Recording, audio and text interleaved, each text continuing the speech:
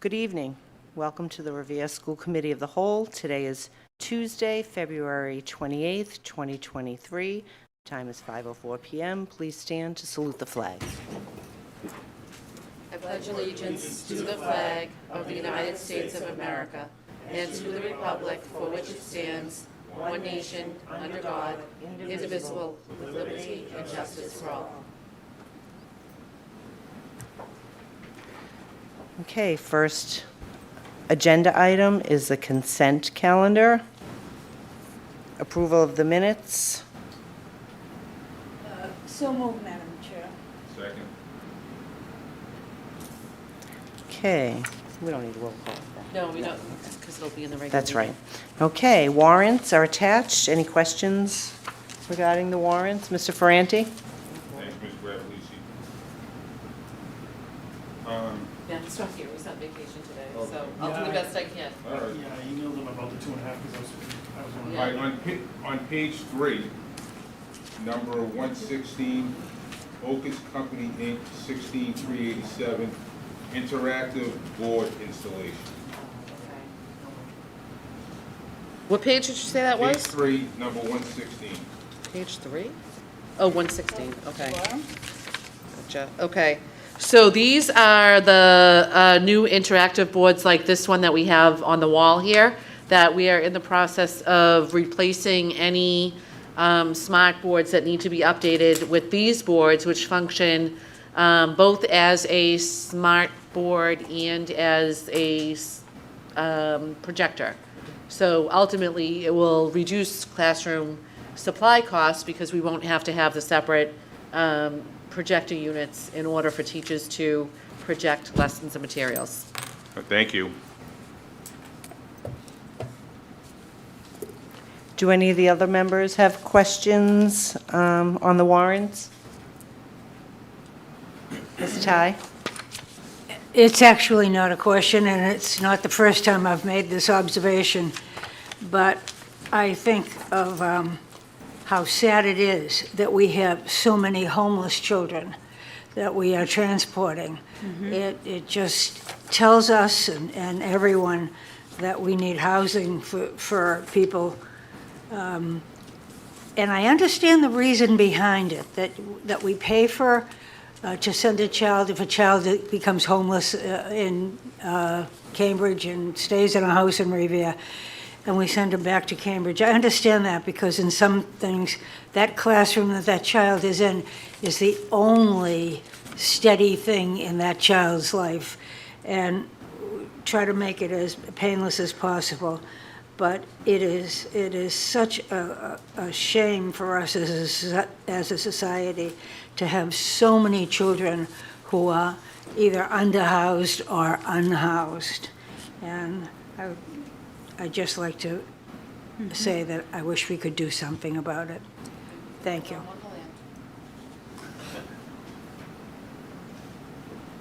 Thank you, Ms. Ty. Any other members?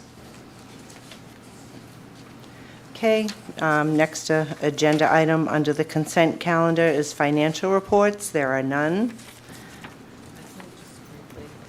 Oh. So I think that you all know, Mrs. Rizzo and I had both sent some correspondence around the governor's budget, which came out last week. And we've started work with Mr. Cruz, who's been on vacation, but we should have by the time of the next school committee meeting, we should have already met with Mr. Ferranti and his subcommittee and done some preliminary budget work that then we can begin to share more widely. Thank you, Dr. Kelly. Okay, food service financials, there are none. Communications, there are none. The enrollment update is attached. Do any of the members have questions on the enrollment update? Mr. Ferranti? Thanks, Ms. Bradley.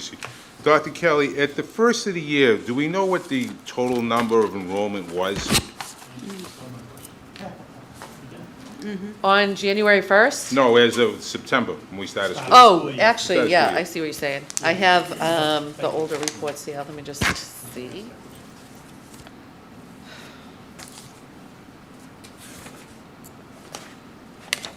I can give you April 16, or I can give you, this is probably more accurate, September 27th, That's fine. right after school started. The total number of students in the district was 7,469. So we're up about 150 from the That's first of right. the year. Yep. Thank you. Thank you. My questions are- Thank you, Dr. Kelly. Any other questions from any members? I know, Mr. Kingston, that Mr. Ferrante stole your question. So, thank you for the answer. That's, okay, thank you. Next agenda item under the consent calendar is personnel items, new hires, retirements, resignations, and terminations. Are there any questions from any of the members? Yes, Ms. Ty. Through you to Dr. Kelly. Do we still have openings? Yes. And we continue to have openings. As you can see, Yeah. we've had several teacher resignations on this report that we, it feels like it's a revolving door these days. Yeah. I know, it's so in every profession. My doctor, who was young, retired, she just said, left, just to go home and take care of her children. It's, I think, as you know, the RTA president spoke at the city council meeting last night and Yeah. emphasized the need for effective working conditions in order to keep teachers engaged. It's, one of the things that we've been focused on. It's been a challenge because of the overcrowding across the school district, and it was something that we hoped would be alleviated with the new high school project, but it's something for the committee to think about as we move forward in the next budget year around what we can do to alleviate that for teachers. well, it's not only for teachers, it's for kids. When they're in a crowded place, I mean, and it's COVID, everybody has had some kind of effect on, I don't know a soul who says, oh, I'm exactly the same as I was before. Everybody has been affected in a negative way by COVID. But especially in a high school, when you have kids who are in that phase of life where they're neither children nor adults, where they don't have full control of their emotions, when they can't help but let their emotions get the better of them, and they're in a crowded area. It's just, it's just so sad to see that happens. And I think that there will be more and more teachers and they're looking for transfers into a school which has fewer children, so that they can have a smaller class size. I don't know why everybody doesn't leave the Paul Revere, although I certainly don't mean to give them any ideas, but, their class sizes, they keep going up constantly. And there's a lot of movement in that school anyway because of the district that it is. But nevertheless, it's such a difficult time, and it is such a problem here. I'm not sure how we can fix it. I don't have any ideas. I hope someone a lot smarter than I am has something. So, thank you. Thank you, Ms. Ty. Mr. Ferrante? Dr. Kelly, I see we hired 3 full-time paras. Do we still hiring for full-time paras? We are still in the process of completing that hiring, yes. I don't know offhand, to be honest with you, how many positions are still open and how many have been filled. Each principal has been conducting their own interview process, working with the existing staff at their building. But I can certainly, Robin is signaling to me there are 4 positions still to be finalized. 4 filled, 14 remaining. Oh, 4 filled, 14 remaining. Okay. Thank you, sorry. And my last question is, I notice we have a lot of part-time CAF to full-time hybrid. Are those positions all filled, or we still have more to fill there? Thankfully, Robin is nodding to me that they have all been filled. Thank you. Thank you, Robin. That was, if I may, that was a very creative idea, too, that you had, to put the two of them together. It works out well for us, and it really works out well for them. They get full pay, they can get insurance now, they get, vacation, they get everything. I think it's such a win-win. It's a great idea, thank you. Any other members have questions? Okay, the next item on the consent calendar agenda is acceptance of donations, gifts, grants, which are attached. I can read that communication if you would like. Or I can just share it very Great. briefly, so. Thank you. The grant fund is listed on the agenda. This is a $25,000 grant that Dr. Mulligan got for the City Lab program. They're going to use that funding to further the programs that they've already started, in particular engaging students in the MyCap program, which helps them, think about what they want to do after high school and what they would need to be prepared for college, all of those kinds of things.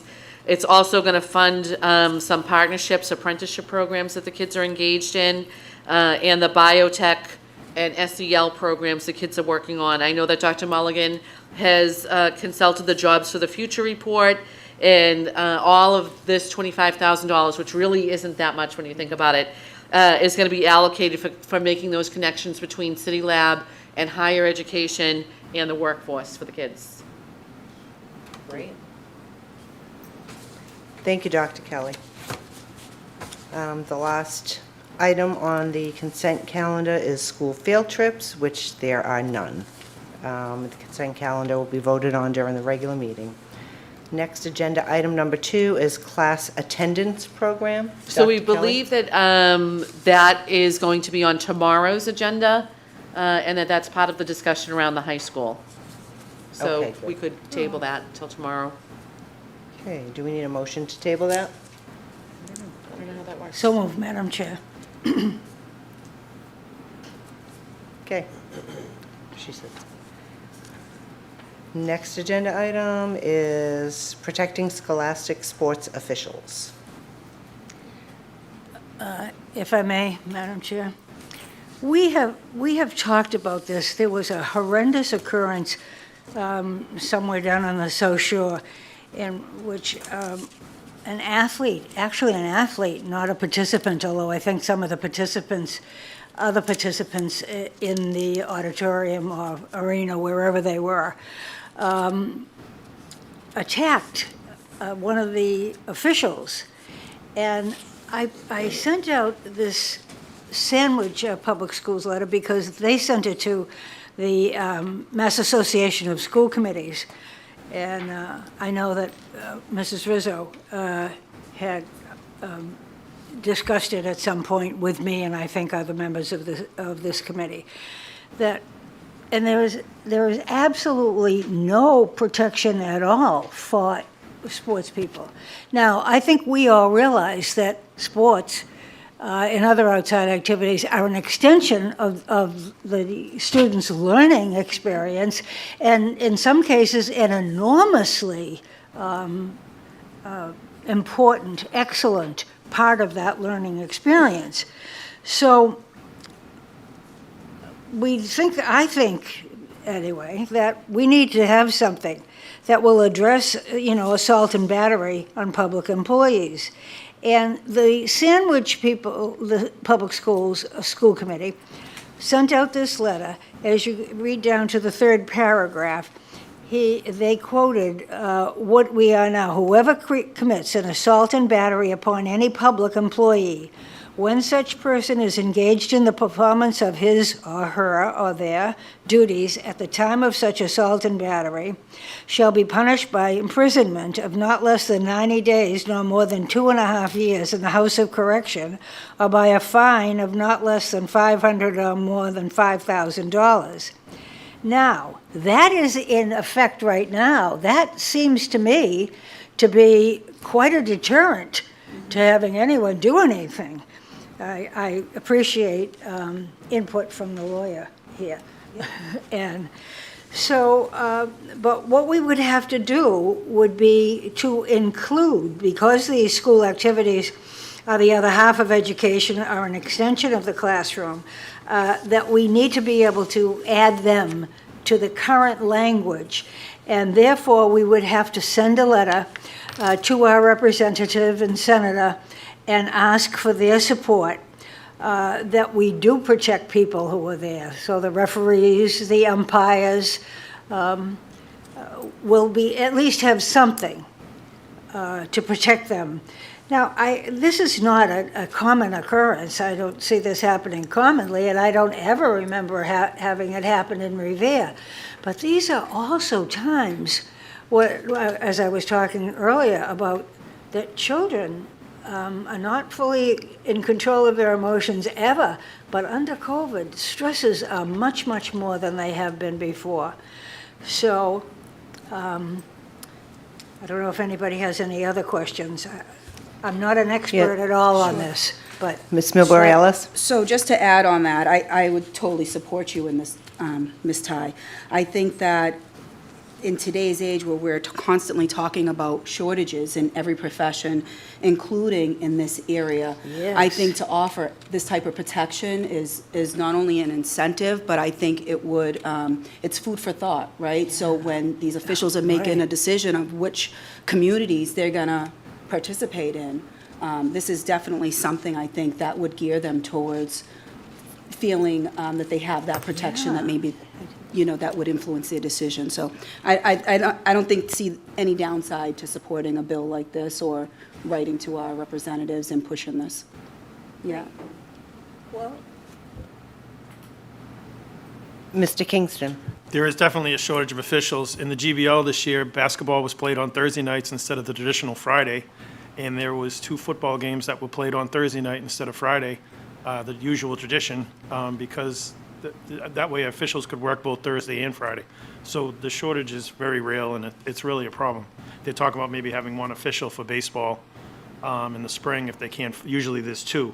It's tough for 1 official to officiate a baseball game. So it's definitely a shortage, and I totally agree with this. And I have seen parents at times get out of hand.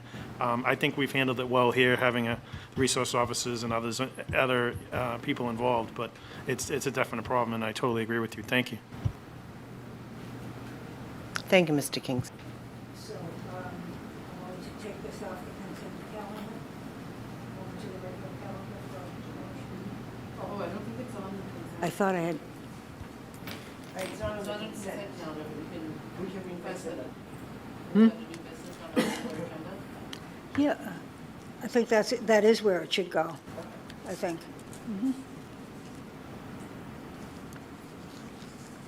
No, it should come under consent calendar. Oh, it's not on there.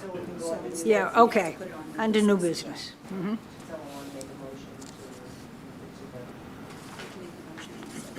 Yeah, okay, yeah, I move that we move it to the regular calendar. A motion by Ms. Ty to move that item to the regular agenda, and second by Ms. Milbury Ellis. Okay, next agenda item, number 4, is universal free school meals actions. Ms. Ty? Well, I put this on, but I know we have all talked about this, and when this came through from MASC, I just thought, well, look, this is a perfect description of what we need. The governor has put in a supplemental budget because we're already running out of money for meals. We certainly in this city know how important it is. We've been feeding people since the beginning of the pandemic and feeding children in school way back before that. And we desperately need it. I think it's interesting where they gave us a lot of language about why it's important to support the bill here, that students who eat free and nutritious meals at school, that reduces the financial strain on their family. I myself know as a teacher in this high school, how many people would not, even though they had no money for lunch, or would not take a chance on being poverty shamed, That is by signing up for free meals. And I know that the school system has, over the years, has made an absolutely dedicated effort to get everybody to be signed up, but it's still hard. And besides, the food that we serve is better than they're buying a cookie and eating that, even though I might have been someone who would have chosen the cookie, but not very good for me. And that they're more likely to eat fruits and vegetables and to drink the milk. You know, they're better learners, better test takers, better students, better scholars, better, and they have a better life. So I think that it would be very nice that we make the universal school meals bill a law, and that we, again, address something to our representative and senator, that this is what we have approved. This also came as the recommendation from the Mass Association of School Committees. So if it's, Madam Chair, if it's correct, I will make a motion that we endorse this program and that we ask our representative and senator to indicate that to the legislature. Second. Thank you, Ms. Ty. Second by Ms. Milbury Ellis. And yes, we all are in Thank total agreement that this is a very important piece for our students, not just our students, but statewide, you know, to receive lunch. Sometimes it's their only meal of the day. Thank you. Okay, the last agenda item is regular meeting agenda items and miscellaneous items. Dr. Kelly, or anybody have questions? Oh. Did you? Well, that would come into miscellaneous items, right? Actually, Yeah, I'd like to discuss the school vote that took place last week. Last night, excuse me, not last week. Yeah, I apologize. Last night. Night. Yeah, it was kind of a sad night. And just if Dr. Kelly could, maybe upon speaking with anyone today, and what do we do to go forward? I did have some people ask me today, they reached out and said, what's next? And I said, I don't know, but I'll do my best to find out. So any information that could be sent out or whatever, just so people have an understanding of what happened. Because a lot of people heard the no accreditation thing, and it scared some folks. And, you know, just where are we headed now? And also some of the neighbors reached out from the area, you know, expressing hope that the school didn't, why they want a high school, they didn't really want it back here at the school because of the disruption in the neighborhood. So any information that could be either tonight or in the future that we could get out through various means to keep the public informed of what the process will be from this point forward. Thank you. So I can just say that it's definitely been a rough 22 hours, I think it's been, since we left the council chambers. It was a surprise to me that some of the members, some of them we've known for a long time, were against this project, but some that we thought really were the advocates for children in the school department turned out not to be. And that was, without a doubt, frustrating. I can appreciate that some of the council members seem to have, I don't know, made some beliefs that haven't been evident to anybody for a long time. For example, you know, the mayor's office did their due diligence along with the city solicitor and hired an independent consulting firm that specializes in eminent domain takings and the appraisal of land to conduct a really strong review of the Wonderland site. They did that work over a 9-month period and came back with their recommendation for the value of that parcel.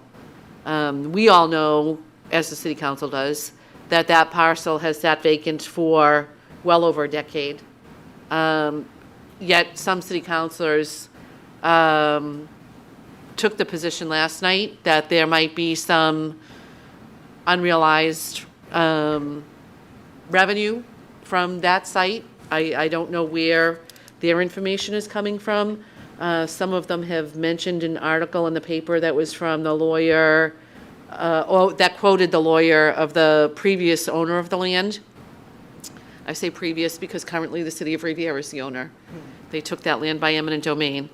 But I would wonder what the rationale is for accepting the word of the lawyer of the previous owner over the independent appraisal that was done by the mayor's office, which aligned with the less rigorous but also independent appraisal that Left Field did prior to that. Both of those numbers were very similar. One of them, I think, came in at, I know that the city number came in at $29,500,000, and I believe the Left Field number was at $28,700,000. So very close to each other.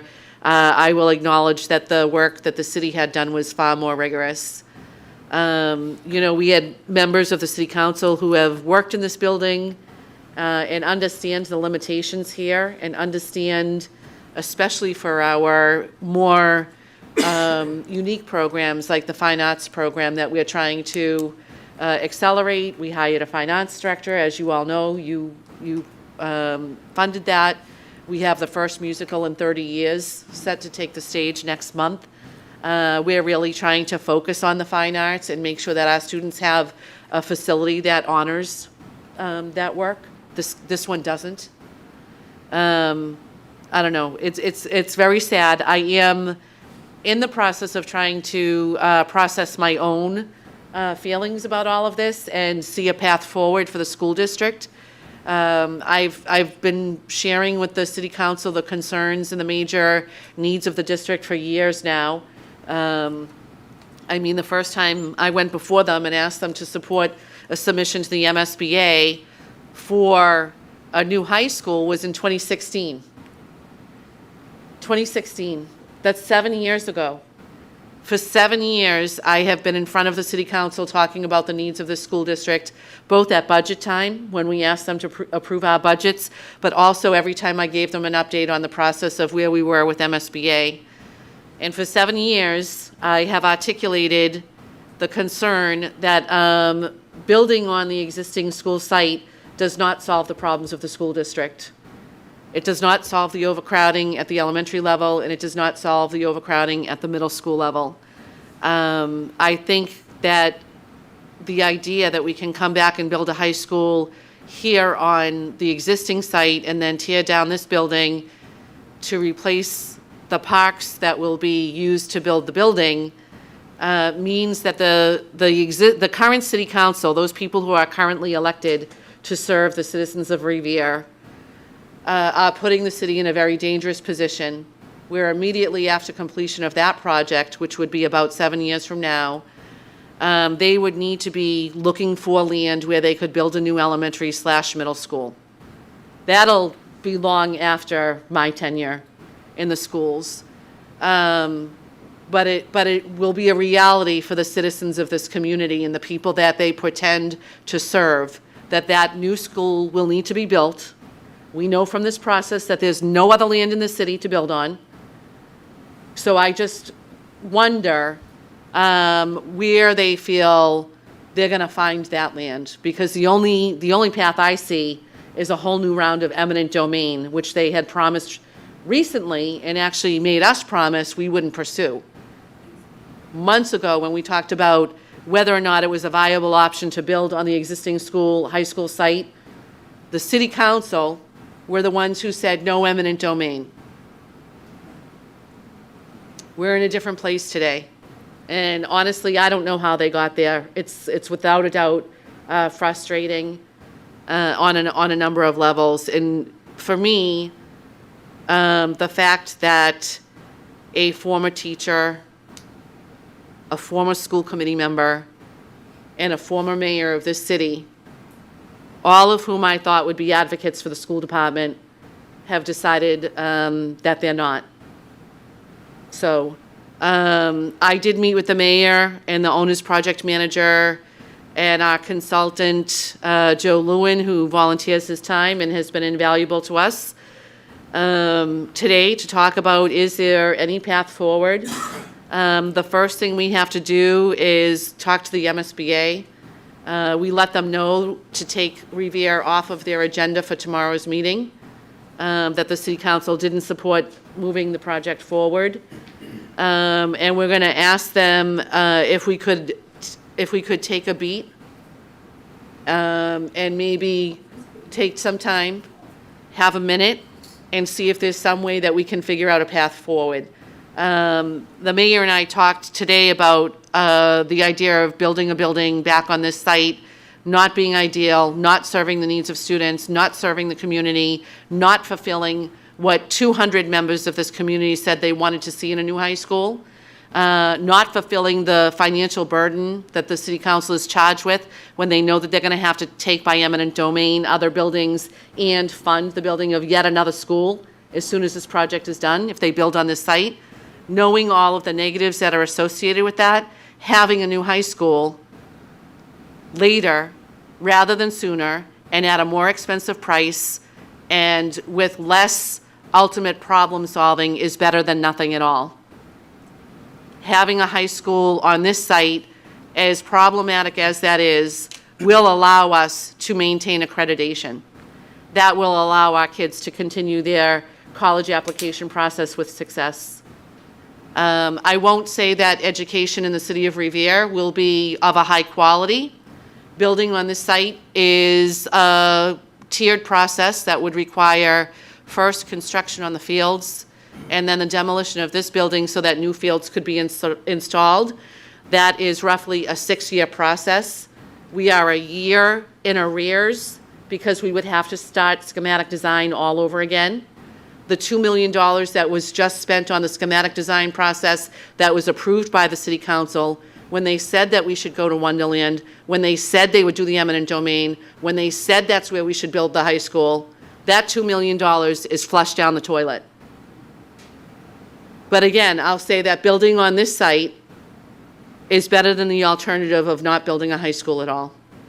It's better for the kids and it's better for the community. It's not what's right, but it's better than nothing.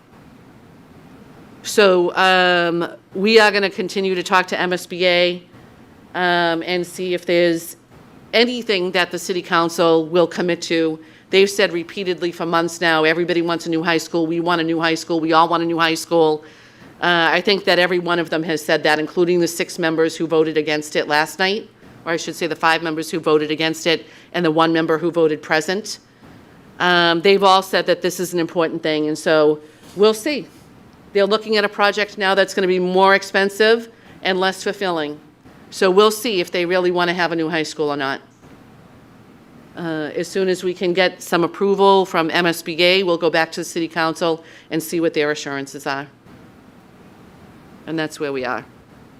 If I could add one point about that, which I couldn't understand last night.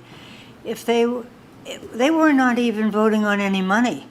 They hadn't come to the bond bill. Correct. This was just to keep us in line. Correct. In the SBA, Yeah. on the lineup. I'm not sure how that works, whether Well- you bump to the top or whatever, but just to keep us in the game. So in their defense, the council's defense, when they approve schematic design, they have to say basically to the MSBA, we understand that this could cost X amount of money.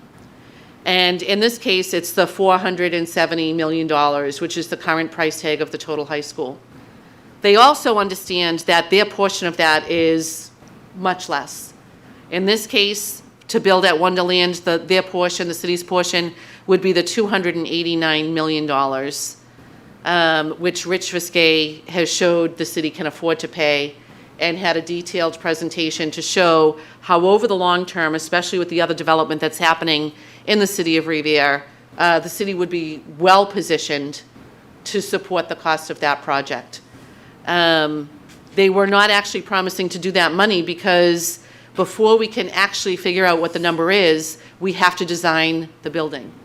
We're only at schematic design, which is kind of like when you're getting ready to buy a house, and you might meet with your spouse and decide what your budget can afford. You might say, we can afford to spend X number of dollars on a house. Let's say it's $300,000 on a house. That doesn't mean you're going to spend $300,000 on a house. You might have to spend a little bit more, or you might find something you really like for a little bit less. That's the position that we were in with this program. And the state was willing to give the city of Revere $186 million toward that project, and the city council just said, no, we don't want it. So, you're right, Ms. Ty, that they weren't actually voting on money last night. They were voting to say, we believe enough in this project to see it proceed. And we want to move to an agreement, a funding agreement with the MSBA, and start developing what this building would look like so we can understand the financial picture more clearly and then make a determination of whether or not we want to bond the project.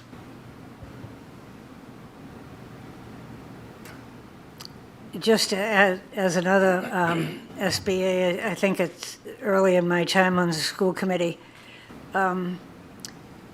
didn't we put in a proposal to build a science lab, a separate place for science labs? And I don't know, I forget whether we were going to have them attached to this building or on the same site or whatever it was. But whatever it was, the SBA wouldn't hear about it, as I recall. They said the building's too bad and you need a new one. You're right. The exact year escapes me. It was when Dr. Dakin was the superintendent and I was the assistant superintendent. 10 years ago. Yeah, when we were I in Yeah. had just, Yeah. I had just come, Okay. so about Yeah. 9 years. It was 2014. Yep, that was a year I said. 2014, okay. I was the principal. And it was a special project by the MSBA where, in addition to funding the core program for new buildings and rehabs, and in addition to funding the accelerated repair project, which is how we get new boilers, new roofs, new windows, new doors, all of those projects, they had a special program for new science labs to try to help schools update their outdated facilities. And when the MSBA came to Revere to visit, they said, we will not put good money after bad. You need a new high school. So that was 2014. We applied for the first time to their core program in 2016, and we did not get accepted. That is because there were other communities that had greater need. We applied again in 2017 and didn't get accepted. In 2018, we were finally invited in. I know that at the time, all of the elected officials in the community, including our elected officials at the state level, like Speaker DeLeo and Senator Boncory and Representative Vincent, all wrote letters of support to try to help move this program forward. And we have been working on that program since that day.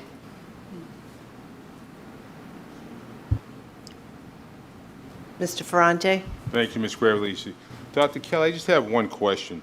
The 186 million that was allocated as a grant, does that money get lost if we happen to come behind the high school, or just transfer it over, or you have to start the process all over again? So the 180, I think it was 186 million, was the estimated grant that we were expecting from MSBA. That hadn't been finalized yet. If the city council were to say, move the schematic design forward, that's when the MSBA would have actually crunched the numbers and told us what the full grant was going to be. What we're asking them for soon is to allow us to kind of start from scratch. So them having us in the pipeline, them accepting us into the core program, means that they are willing to work with us and hopefully get to a funding agreement. But I don't know, I can't predict what their determination will be. Every step along the way, they have approval or denial rights. So if they were, for instance, to come back and say, we realize that you want to build this building on the park out behind your school, but we don't feel that's a viable project. And we don't want you to come back to us 10 years from now saying, now you need another combination middle elementary school. That would be within their right. They get to oversee all of the program decisions and either approve them or not. And we work very closely with them, as do our owner's project manager, our architects, and the construction team. All of them are pre-certified and approved by MSBA in order to work on these jobs. So Left Field, who's our owner's project manager, Perkins Eastman, who's the architect firm, and Consigli, who is our construction company, all are expert in these kinds of projects. They understand very well how the MSBA works. They understand very well how to price new high school jobs. They understand pieces of the work like eminent domain and all of the other pieces that have been involved here. And they have done their due diligence in the last 3 years that they've been associated with this project to make sure the right information was before the city council at all points in that journey. So basically, you get to start from scratch. Yes. Thank you.